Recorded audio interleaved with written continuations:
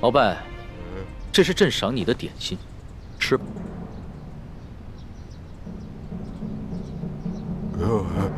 点心？对啊，你不是说你饿了吗？这是朕特意从御膳房里给你带的，快吃吧。好。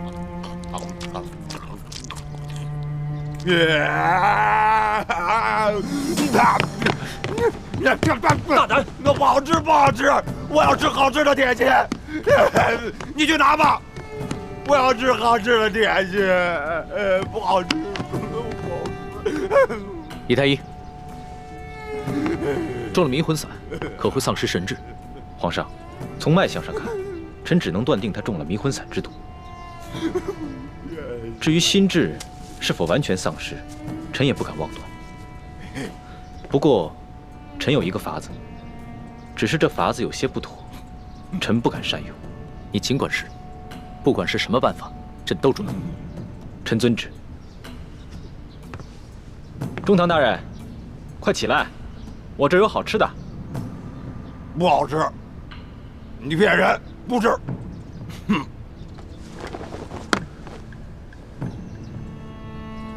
中堂大人，我这有道门，你从门里钻过去，就能看到了。老爷不要啊！嘿，啊！你这道城门，本王一定要钻过去！勇士们，跟着本王，杀！杀！杀！杀！杀！杀！杀！杀！呀！哈哈！我们胜利啦！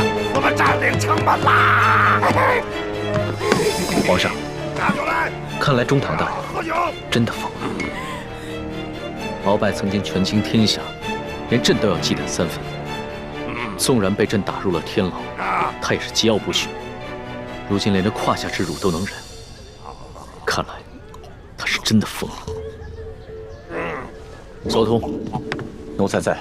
把鳌拜的家眷全部都送到刑部，一个一个审，必须给朕查出这下毒之人。这。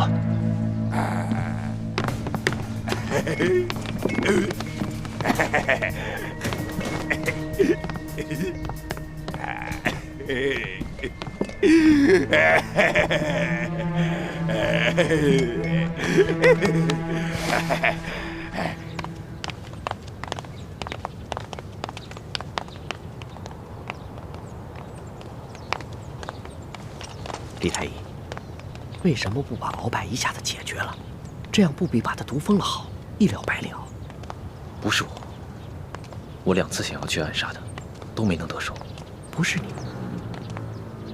那还能是谁？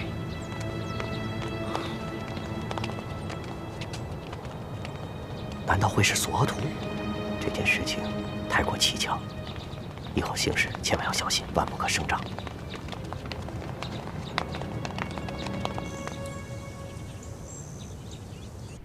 你们就先退下吧。这是。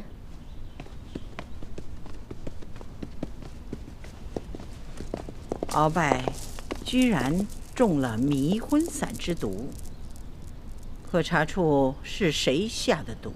此事已经交给索额图去查办了。皇上，哀家知道你极为憎恨鳌拜，未免心太急了些。哦，皇祖母，鳌拜中毒，并非是孙儿下的旨。不是你，那又是谁呢？索额图不是奉旨守卫吗？怎么还会让人得手？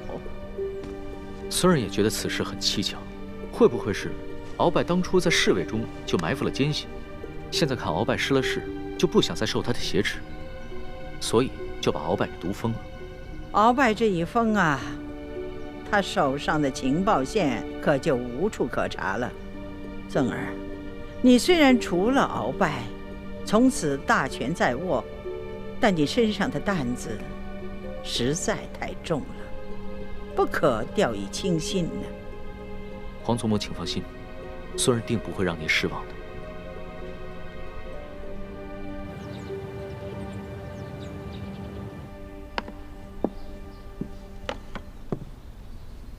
鳌拜已封，所以咱们和联盟暂时都已经安全了。所以，我们没有必要继续追杀鳌拜，否则反而会引起别人的注意，让康熙怀疑。六师傅说的是，只是鳌拜已封，我们查找内奸的线索又断了。究竟会是谁下的毒呢？鳌拜被一大堆家眷仆从环绕着，外头又有重兵把守，这个人居然还能有下毒的机会。刑部已经调查好几天了，都没有调查出来鳌拜是怎么中的毒。难道真如李公公所言，是索额图下的毒？因为除了他也没有别人了。如果真的是索额图下的毒，那刑部再怎么查也是不会有结果的。可是索额图为什么要毒封鳌拜呢？你别忘了，索额图是索尼的儿子，当年索尼和鳌拜同为顾命大臣，二人争权夺利10几年，仇怨极深。但索额图是一个官场老滑头，谨小慎微。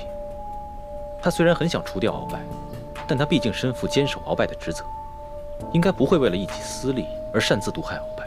索额图会不会是奉旨下毒呢？龙小弟啊，可是龙小弟为什么会选择这个时候毒封鳌拜呢？我也不清楚。也许康熙是想告诉天下人，鳌拜这棵大树已经完全倒下了，逼着他的手下另寻出路，这样康熙就有可能接手鳌拜执掌的情报网络了。这个不太可能。康熙城府极深，既然忍气吞声跟鳌拜谈判了，应该不会这么快就改变主意出尔反尔。在这些大事上，还是大师兄分析得透彻。你们说毒封鳌拜的人，会不会跟调包铜匣的人是一个人？有这个可能，而且这2件事不一定是一个人，有可能是一伙人。不知这伙人是什么来路，不仅对康熙和鳌拜了如指掌，也熟悉我们的状况，甚至还能自由出入这大内深宫和重兵把守的鳌拜府邸。也不知这伙人是敌是友，是友为何不与我们联手？是敌又为何不向康熙举报我们呢？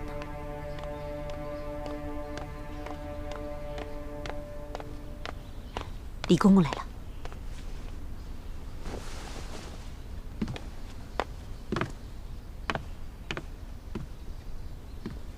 皇上有旨，宣丽嫔娘娘御书房觐见。妾身遵旨。公公，您是不是听错了？皇上从未在白天宣丽嫔去过御书房，只会让我去御书房笔墨伺候的。诗书姑娘，您说笑了。老奴虽然上了几岁年纪，可这耳朵还不背。皇上确实是宣丽嫔娘娘觐见。李公公，那您可知道皇上宣丽嫔去御书房所为何事啊？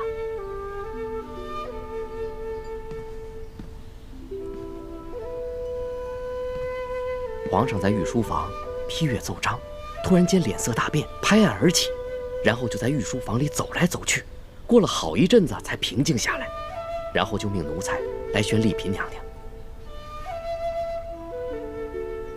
丽嫔娘娘，随老奴去吧。好。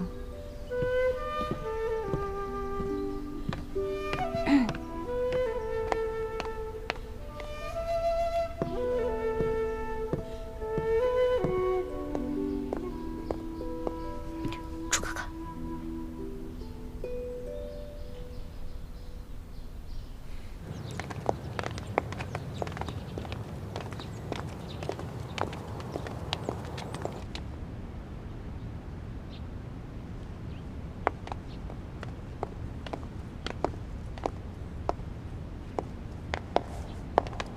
臣妾参见皇上，给皇上请安。放心，不必多礼。谢皇上。皇上是批阅奏章乏了，宣臣妾过来对弈几局吗？皇上怎么了？婉心，朕宣你前来，是有一件事不得不告诉你。你爹他……我爹怎么了？兵部急报，山西总兵舒简在护送平西王次子吴应奇一行进京途中遭遇劫匪，永历帝部分遗物被劫。舒总兵也。我弟弟怎么样了？你爹他身受重伤，危在旦夕。婉心，你放心，朕已经命人全力救治你爹的性命。只是你爹他在昏迷当中，一直念着你的名字。他就你这么一个女儿，想必对你很是思念。不能服侍在爹爹身侧，是婉心的不孝。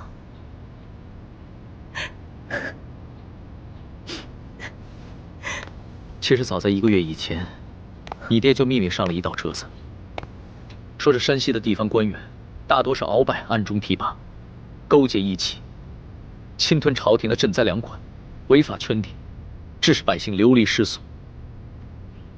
所以，朕密令你爹暗中搜集相关证据，和永历帝遗物一起送进京城。没想到这半路上，就遭遇了劫匪。皇上认为，我弟弟玉洁与皇上这道密令有关？也许有关，也许还和永历帝遗物有关。这永历帝遗物之中，有一把特殊的金钥匙，这些劫匪有可能是冲着这把金钥匙来的。金钥匙？这把金钥匙涉及钱明留下的一个大秘密，甚至能危及我大清江山。婉心，这已经不是一起普通的劫匪案，这背后牵扯到许多重大的机密。你爹现在还躺在案发地点附近的一个驿馆当中，不能移动。要是你爹他，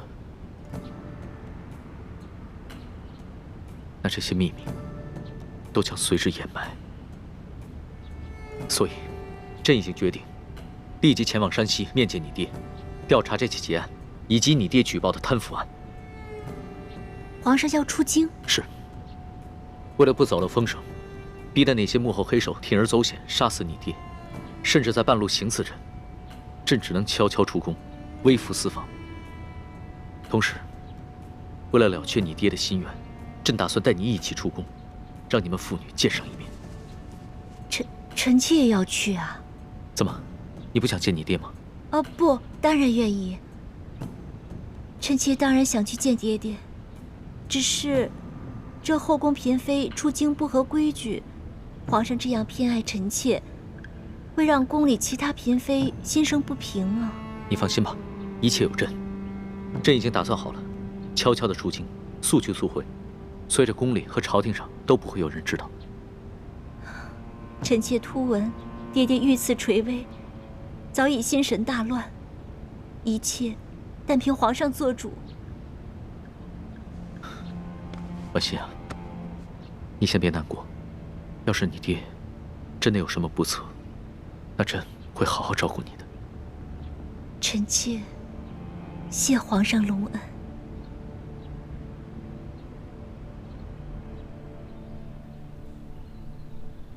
太皇太后，您是知道的，这京城之外暗藏着多少危险啊！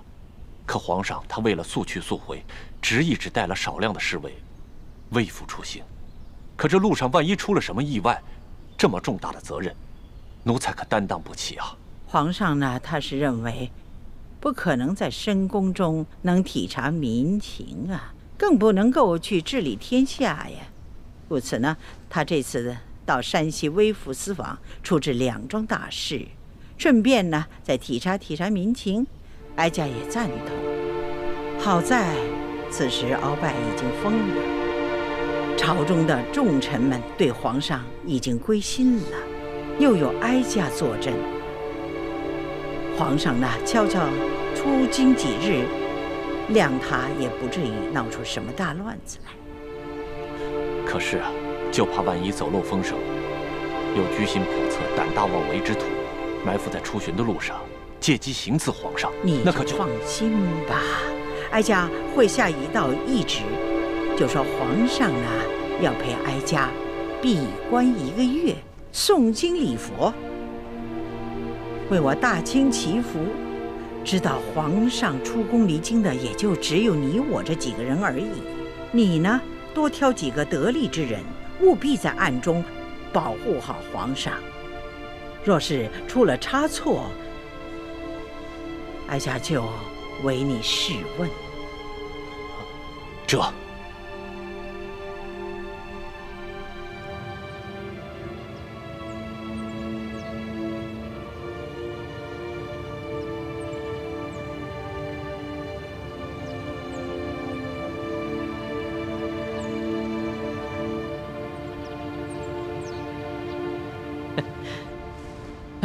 好了，等明儿一早一出宫，朕就摇身一变，变成钦差大臣龙三了。我看到皇上给自己下了道圣旨，封自己是钦差大臣，我突然想到了一个人。想起谁了？不能说。少装可怜，没有外人在的时候，你的嘴上从来都是不把门的。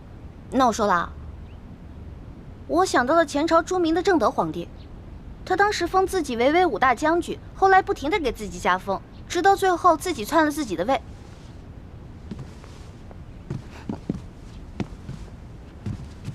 你居然拿朕和正德那个昏君比！看，生气了吧？小心眼儿！我只是突然想到了这个典故，就是想在肚子里腹诽一下。本来我不想说的啊，是你让我说的。你看，说完你就生气。正德这个皇帝啊，从来就没有认清身为皇帝的职责，他只是把皇帝当成了一个游戏，而把天下的人都当成游戏的筹码。他是朕的前车之鉴，朕是绝对不会效仿他的。朕写了这道圣旨，只是为了出宫查案方便。是，我的龙小弟是天底下最好的皇上，是个圣人，是个天子。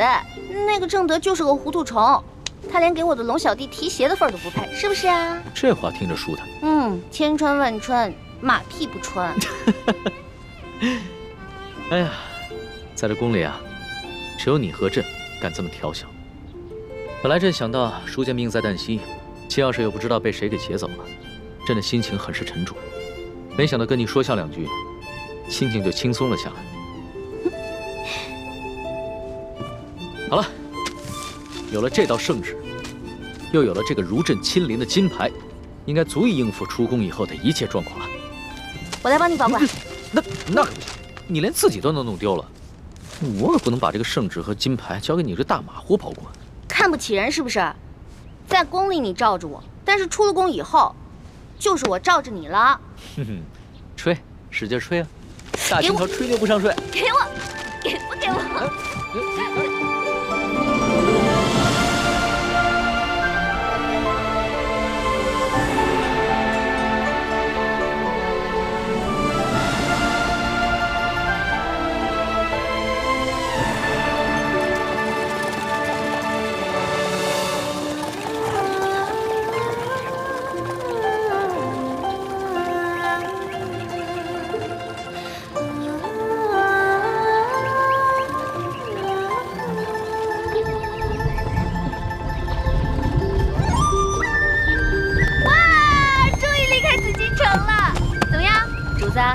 第一次离开京城吧，外面的大千世界是不是感觉特别的新鲜啊？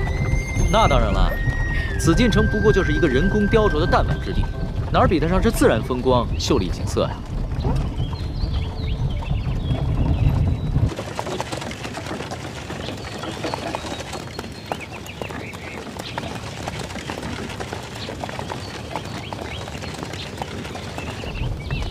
哎，这是什么呀？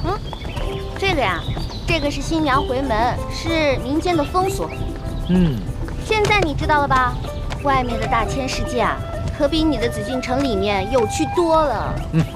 朕确实是大开眼界了。不过咱们可不能只顾着观光，还得抓紧赶路。这输送兵的伤势极重，随时有可能不治，朕得赶着见他最后一面。错了！你出了紫禁城就不能老说朕了，得说我。啊，对，这，说习惯了，一时改不过来。那你当时冒充龙三侍卫骗我的时候，怎么谎话变得那么溜啊？也没见你说漏过啊。其实我当时也说漏嘴过，只不过呢，被我自己圆回来了，没发现而已。某些人啊，自诩聪明，其实笨得要死。反正这笔账我一直会记着的。好啊，那老大永远记着，小弟我也永远记着。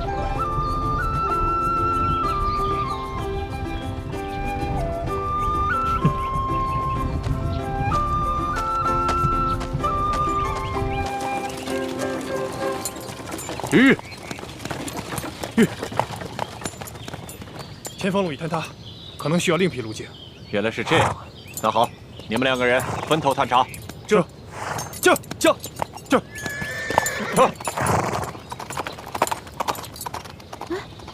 那个不是纳赛吗？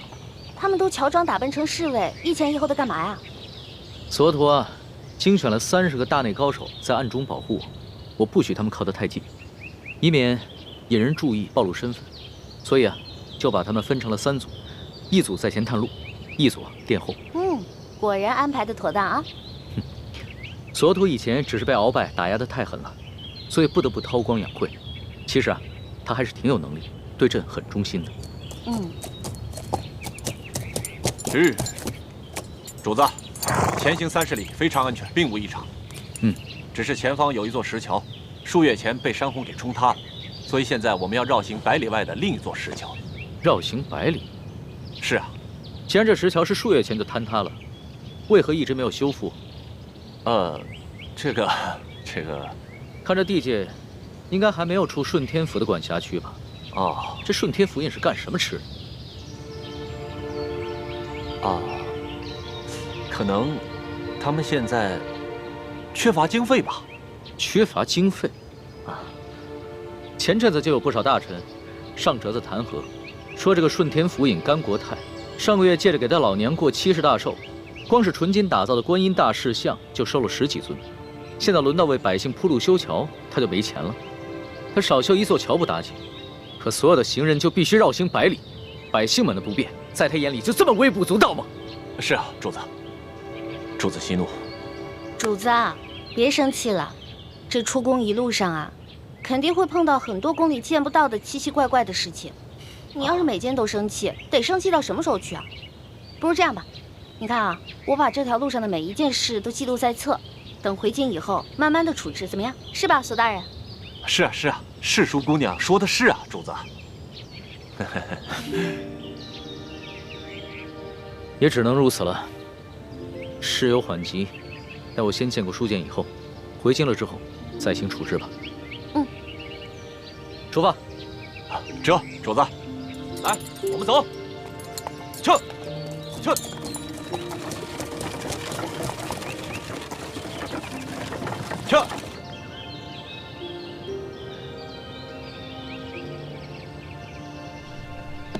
六师傅，有什么急事需要现在商量？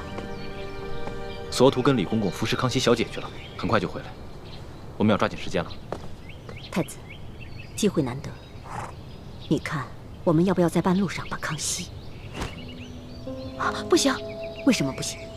欢，你别忘了你的身份，我们和康熙是势不两立、不共戴天的仇敌。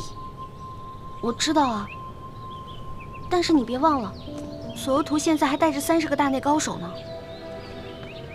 那30个大内高手，我和太子、倾城3个人足以对付。而你和康熙同乘一车，若是由你出手偷袭的话，索额图他们根本就来不及救火。让我出手？不行，我下不了那个手。你下不了手也得下。朱哥哥。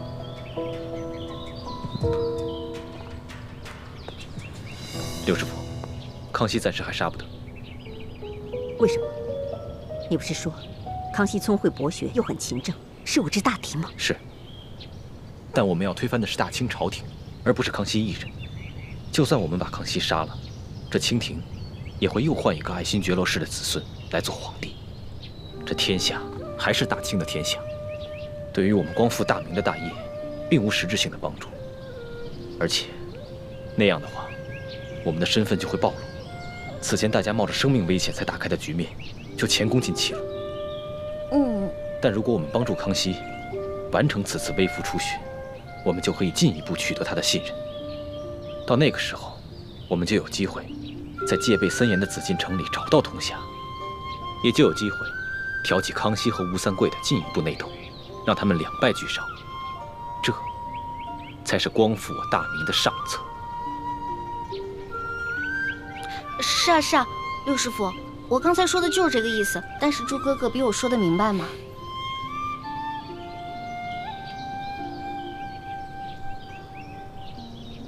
师傅，我也赞成大师兄的策略。只有找到铜匣，取出了宝藏，我们才有实力聚合全天下光复大明的力量，组建一支强大的军队，才能完成大业。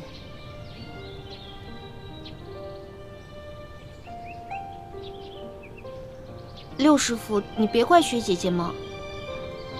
我知道，你们一心想着为梅花门牺牲的几百口人报仇，可正是因为这样，咱们才更要顾全大局啊，对吧？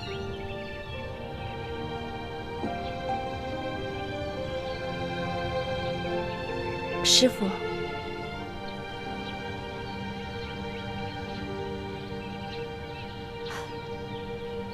既然你们三个都反对，我也无话可说了。去听太子的吧。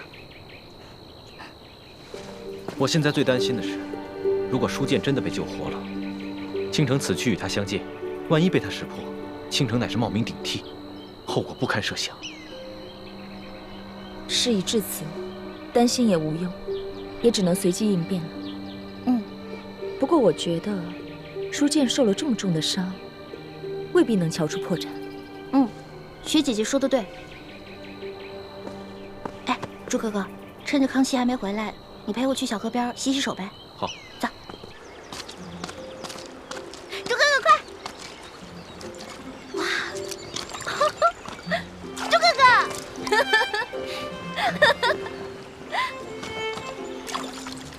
啊，朱哥哥，你可真厉害，说服了六师傅，让他不再刺杀龙小弟。我不愿意杀他，是权衡局势，从大局着想。但你呢？你不愿意杀他，只怕无关大局，是出于私心吧？哪儿来的什么私心啊？不是私心，那就是私情了。环妹，你对男女之事十分懵懂，我担心你跟他相处久了，你对他的感情，连你自己都没有察觉。朱哥哥，你说什么呢？我对他的感觉，他就是皇上啊！我只是不想失去一个全天下最有权势的小弟罢了，跟你想的完全不是一回事儿。真的吗？当然是真的了，亏咱俩还从小一起长大呢，这么点默契都没有啊！好吧，那我暂且相信你吧。嗯。不过如果有一天让我发现你骗了我，我就改变主意，亲手杀了他。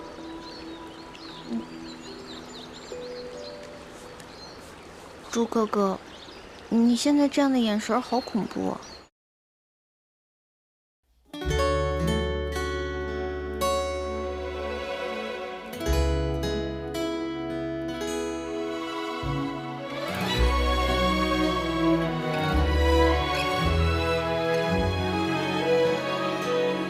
春秋两岸，时光催尽方可谈。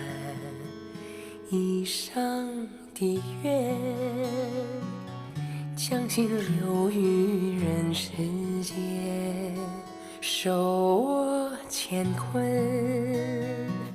仙风女子在云端，花开之间，留蝴蝶掌心清泉，天与地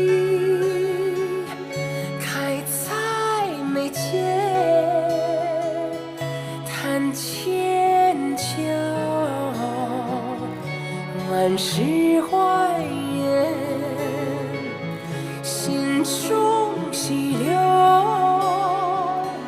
回远方清泉，一首一声路漫漫。